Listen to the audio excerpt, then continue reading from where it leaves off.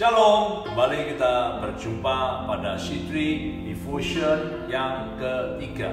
Tema kita kali ini bukan lagi Siklag.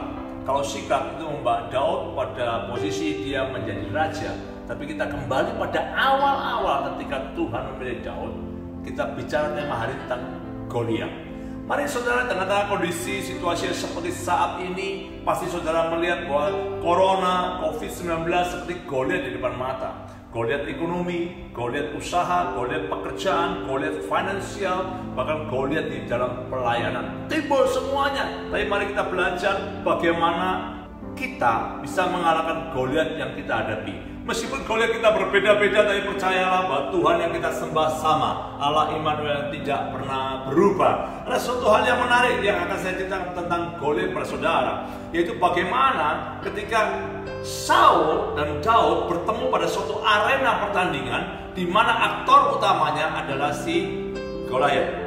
Tapi di sini Tuhan pertemukan kedua orang ini tadi, satu yang namanya Saul di mana dia ditinggalkan oleh Tuhan, satu yang namanya Daud di mana dia disertai oleh Tuhan. Saya bukakan firman Tuhan dulu, 1 Samuel 13. Saya bacakan. Samuel mengambil tabung tanduk yang berisi minyak itu dan mengurapi Daud di tengah-tengah saudaranya.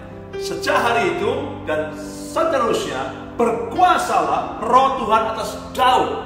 Lalu berangkatlah Samuel menuju Rama. Tapi kita baca ayat yang 14, terjadi sebaliknya.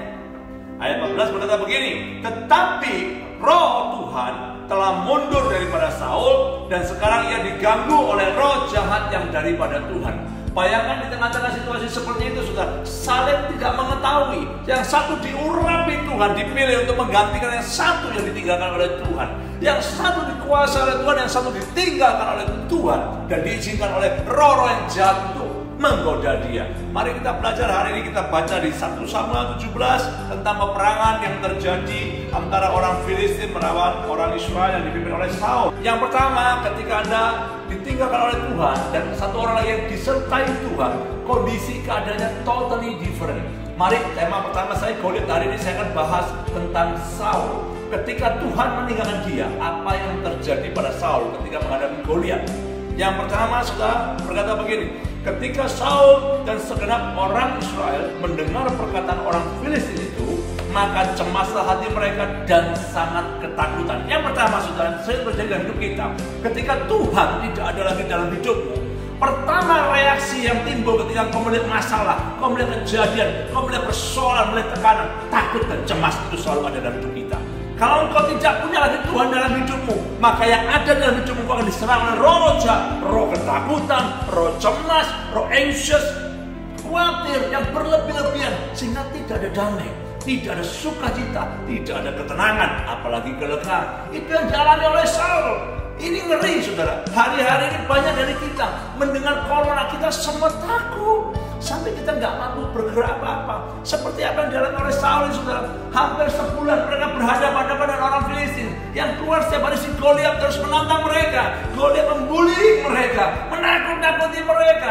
Saul nggak berani menghadapinya. Sehingga peperangan ini lucu. Lembah demi lembah berhadapan-hadapan. Tapi mereka nggak berani maju oleh karena satu orang saja. Ketika saudara, roh Tuhan meninggalkan kita, masalah kecil pun jadi besar, saudara. Apalagi masalah yang besar.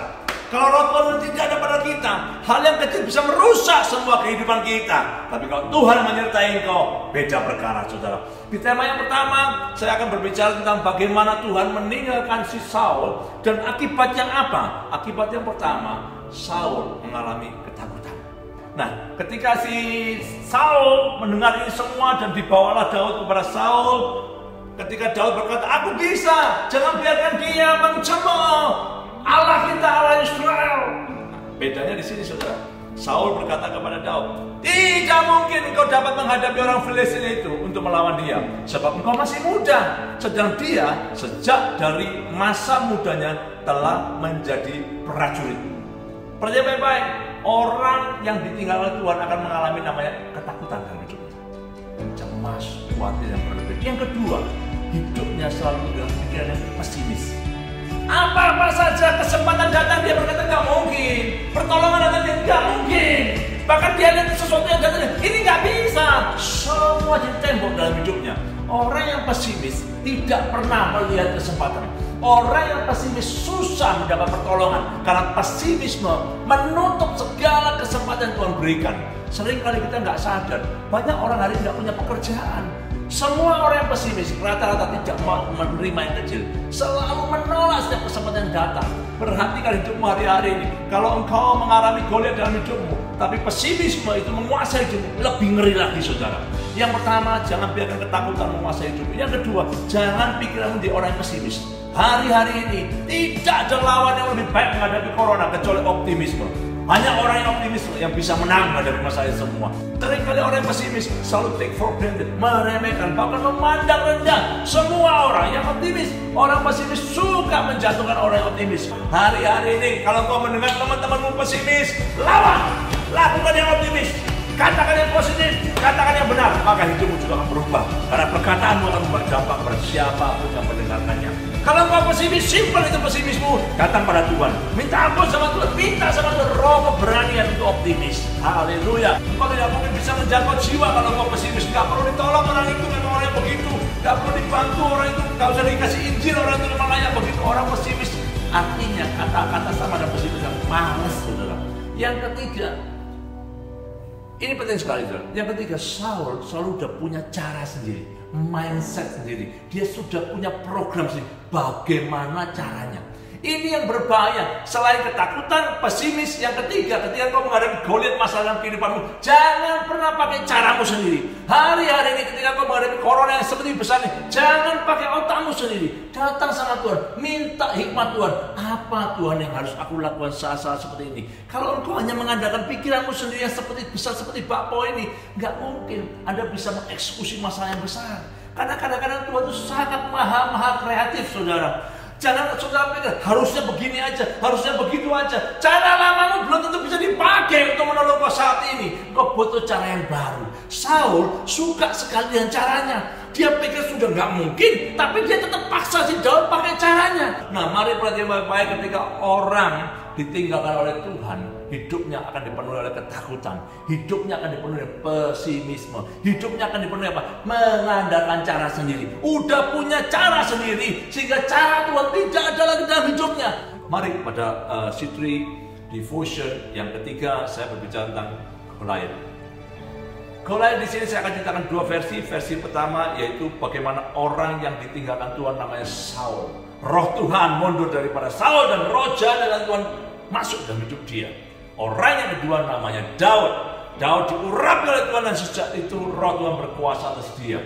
Dua-dua orang ini bertemu dalam suatu pertandingan di mana musuhnya sama-sama namanya Goliat, tapi caranya berbeda. Izinkanlah Tuhan bekerja dalam hidupmu, membongkar pesimismu, membongkar mengambil roh ketakutanmu, membongkar mindset cara berpikirmu sendiri, dan dia akan mengisi cara berpikir yang berbeda, optimisme yang berbeda, dan kau akan diberikan roh yang memberikan kau keberanian untuk membangkitkan pada kau kekuatan, kasih, dan ketertiban dalam hidupmu. Mari kita sama-sama berdoa. Saya berdoa untuk semua jemaat yang ada dimanapun kau berada, sukacita dan damai serta Tuhan selalu berlimpah-limpah dalam hidup. Mari kita berdoa, saudara. Haleluya. Bapa, mau berdoa buat semua jemaat yang ada hari-hari ini, Tuhan. Kami percaya Engkau Tuhan berdaulat. Apapun gelapnya malam, fajar pagi tetap menyingsing. Sesusah-susahnya apa masalah, Tuhan tetap pegang kendali. Sederas-derasnya hujan pasti juga berhenti. Bapak, aku bawa kehidupan semua jemaatmu dalam tamu. Hamba percaya penyertaanmu sempurna. Hari-hari ini Tuhan, aku berdoa supaya Tuhan berikan kekuatan ekstra pada semua jemaatmu di Surabaya, Jakarta, Singapura. Baik bapak-bapak di MIC, ibu-ibu di WIC, anak-anak muda di EY, di tim Super Kick, Tuhan, putri-putri yang di PPI, semua para pengerja, pengurus tim pengembalaan yang ada, supaya hari-hari ini kami tidak hidup dalam ketakutan, tapi hidup dalam damai sejahtera Tuhan. Kami tidak hidup dalam pesimisme, tapi kami hidup dalam optimisme, Tuhan. Kami tidak hidup dengan cara sendiri, tapi kami hidup masuk dalam cara Tuhan, rancangan Tuhan, kehendak Tuhan, sehingga hidup kami berbeda, hidup kami berkualitas, sebab roh Tuhan menguasai hidup kami. Nama-Mu Tuhan dipermuliakan sekarang sampai selama-lamanya. Tuhan Yesus yang ditinggikan dan diagungkan di dalam nama Yesus. Haleluya. Amin.